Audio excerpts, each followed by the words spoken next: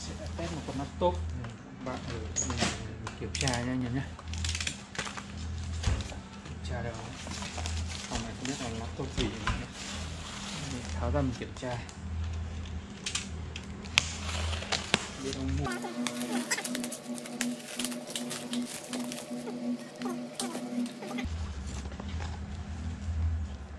Pick Max. Ở điện thoại là cái ốp cái kính cường lực nhé, giảm cường lực.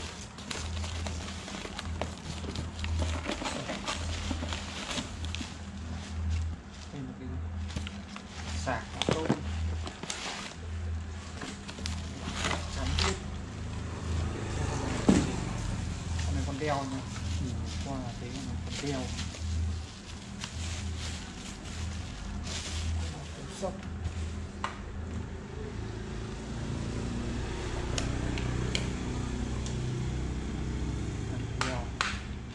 Con đeo i3 xem mã này. Con đeo i3 L4010 nhé. Cho mình bật mình test này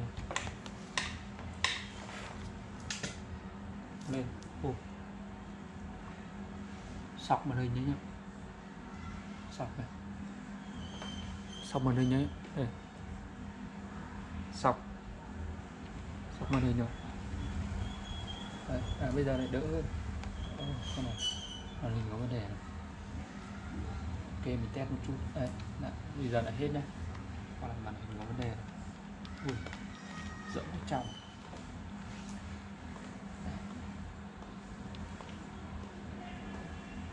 Con này đang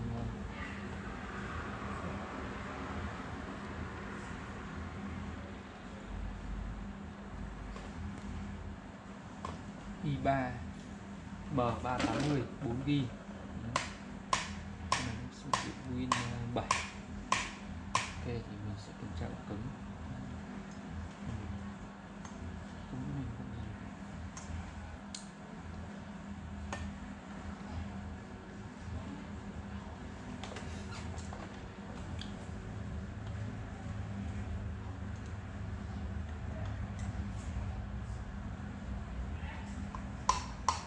Mình sẽ test qua màn nha anh em.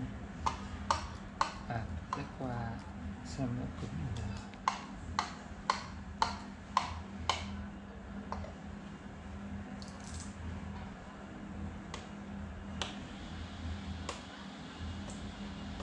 đang chạy Win 7, con này Win 10 biết chạy rồi. Ổ 250 rồi SSD, con này chắc không phải SSD. Mình sẽ cài phần mềm này, check ổ cứng nhé, mình xem ổ này. Đây em đây nó ok, thì cái này là RAM.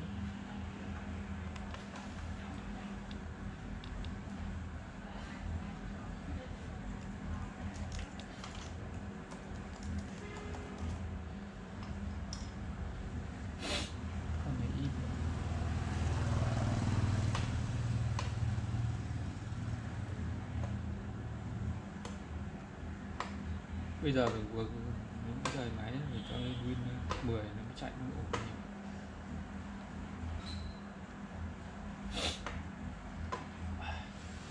Chờ tí nữa mình check kỹ. Con này cũng đời cũng khá sâu anh em, i3 đời nó cũng sâu. Con này chắc dùng làm văn phòng cũng tạm rồi nhé.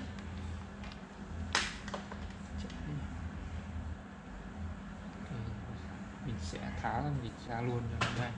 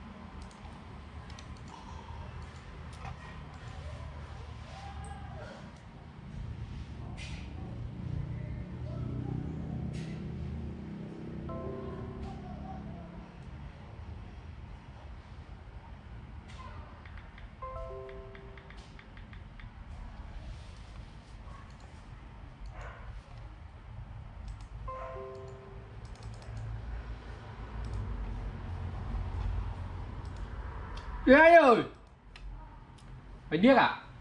Quậy quậy, quét hết cái chỗ dưới đây đi. Quét tầng trên tầng dưới đi, không làm cái gì.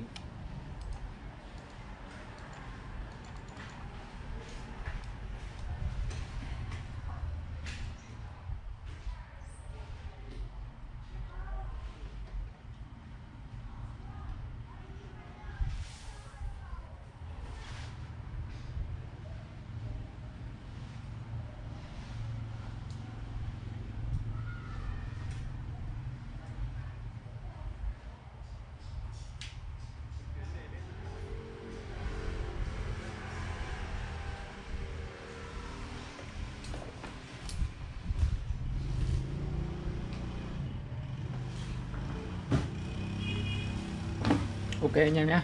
Đây, đây là mình đã nâng cấp cái SD cho con này. Cảm ơn anh em rất nhiều nhé. Bye bye anh em.